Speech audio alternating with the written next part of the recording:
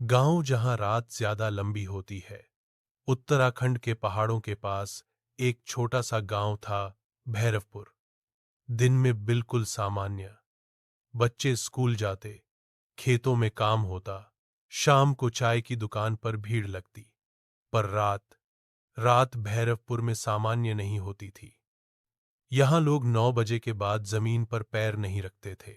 इसलिए नहीं कि जंगल पास था, इसलिए भी नहीं कि जानवर आते थे, इसलिए क्योंकि जमीन के नीचे कुछ था। पर इस बात को कोई खुलकर नहीं बोलता था। गांव के बाहर एक गवर्नमेंट बॉयज हॉस्टल बना था। ज्यादा पुराना नहीं, बस 6 साल। एक बड़ा खुला मैदान हॉस्टल के पीछे था। कभी स्कूल का खेल का मैदान था, अब बस मिट्टी और घास। इस हॉस्टल में इस साल आए 6 नए बच्चे। अयान, दिल्ली से डर को मजाक समझने वाला। त्विक, हर चीज रिकॉर्ड करता है, मोबाइल हमेशा हाथ में। समीर, रात को बोलता हुआ उठ जाता है। इमरान, शांत पर ऑब्जर्वेशन शार्प। देव, गांव के पास के क्षेत्र से। कुणाल, सबसे छोटा, 14 साल का। छात्रावास के वार्डन ने पहले दिन एक अजीब सी बात बोली, ग्राउंड में रात को मत जाना, और अगर जमीन से आवाज आए तो सांस मत लेना। सब हंस पड़े। आयान ने बोला, सर, जमीन आवाज थोड़ी करती है। वार्डन ने सीधा आंखों में देखा, तुम सुनोगे जब वो तुम्हें सुन लेगी।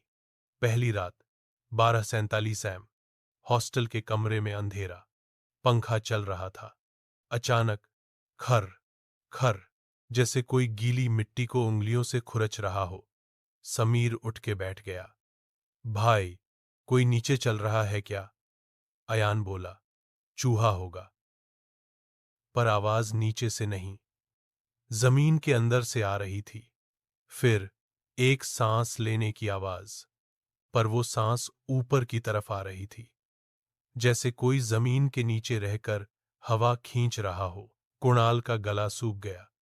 भाई, मैं वॉशरूम जा रहा हूं।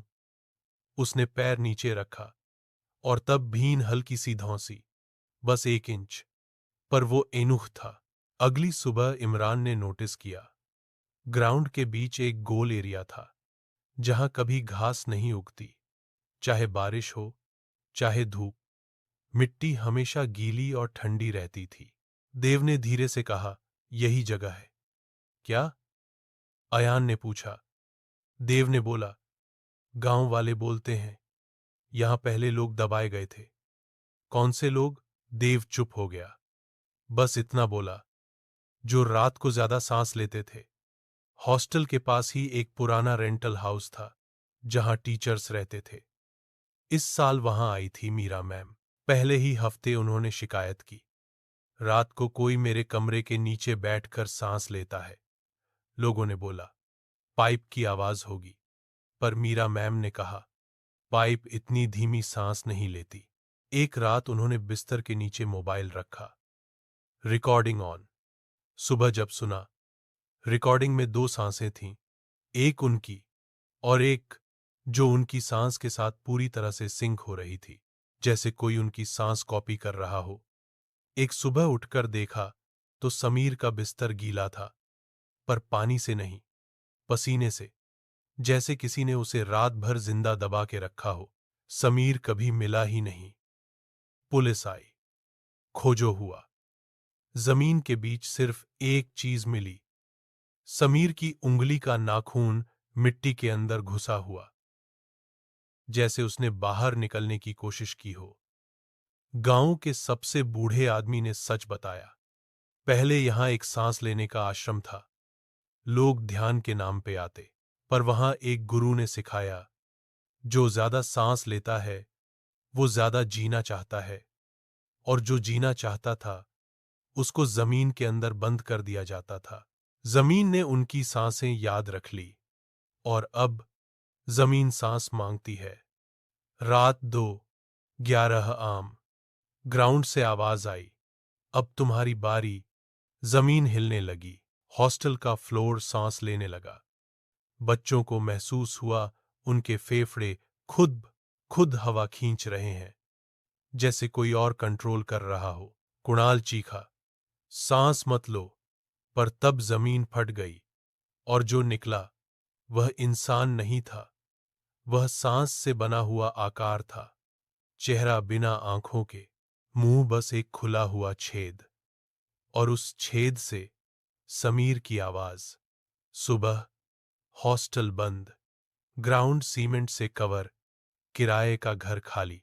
पर अगर तुम भैरवपुर जाओ और रात को चुपचाप जमीन पर बैठ जाओ और गहरी सांस लो, तो महसूस होगा कोई तुम्हारी सांस पूरी होने का इंतजार कर रहा है, क्योंकि जमीन अब भी भूखी है। हॉस्टल बंद होने के बाद सरकार ने ग्राउंड पर मोटा सीमेंट डलवा दिया। सोचा गया अब जमीन कुछ नहीं करेगी। पर भैरवपुर में लोगों ने नोटिस किया, रात को सीमेंट के ऊपर नमी जम जाती थी, जैसे कोई नीचे से सांस छोड़ रहा हो। एक रात चौकीदार ने देखा, सीमेंट के ऊपर हाथ का निशान उभर रहा है, फिर धीरे धीरे वापस अंदर खींच लिया जाता है। सुबह तक कुछ नहीं, बस सीमेंट थोड़ा और फूला हुआ। अयान को शहर भेज दिया गया। डॉक्टरों ने कहा शारीरिक चोट नहीं है, पर अयान सांस लेने से डरता था। मैं जानबूझकर आधी सांस लेता, कभी फेफड़ों को पूरा भरता ही नहीं, क्योंकि जब भी वो गहरी सांस लेता, उसे लगता कोई उसके साथ साथ सांस ले रहा है। बाथरूम के शीशे में उसका प्रतिबिंब 1 सेकंड देर से हिलता था, जैसे उसके पीछे एक और अयान हो। छात्रावास बंद होने के बाद मीरा मैम वापस आईं। उन्होंने एक डायरी छोड़ी। आखिरी पन्ने पर लिखा था, जमीन लोग नहीं खाती, जमीन सांस खाती है। जिस दिन कोई अकेला सांस लेता है, उस दिन वो उसे सुन लेती है। डायरी के हर पन्ने के बीच मिट्टी थी और हर पन्ने से ठंडी हवा आ रही थी, जैसे डायरी नहीं, फेफड़े हों।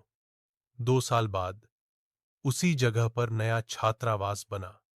नाम बदल दिया गया, शांति निकेतन आवासीय विद्यालय। मैदान का नाम साइलेंट ग्राउंड। नियमों में एक पंक्ति जोड़ी गई, छात्रों को नियंत्रित श्वास का अभ्यास करने की सलाह दी जाती है। कोई नहीं जानता था क्यों, पर पहली ही रात एक बच्ची बोली, मुझे लग रहा है कोई नीचे से मुझे सिखाने की कोशिश कर रहा है कैसे सांस लेनी है। इस बार जमीन ने धीरे काम किया। पहले बच्चे एक ही समय पर सांस लेते, फिर एक ही समय पर खामोश हो जाते।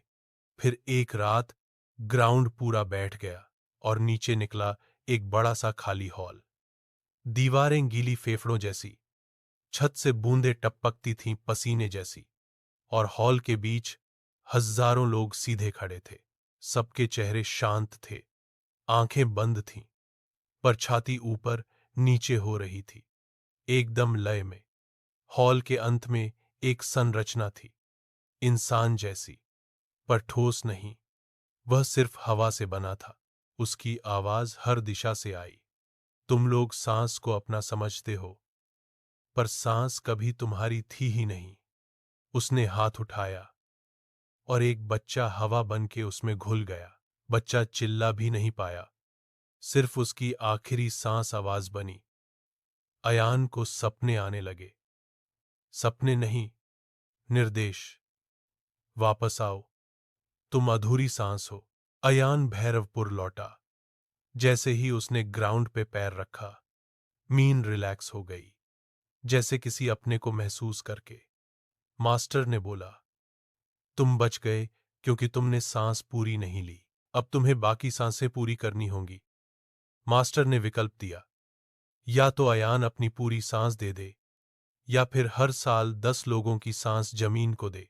अयान रोया, पर जमीन ने कहा, रोना ऑक्सीजन वेस्ट करता है।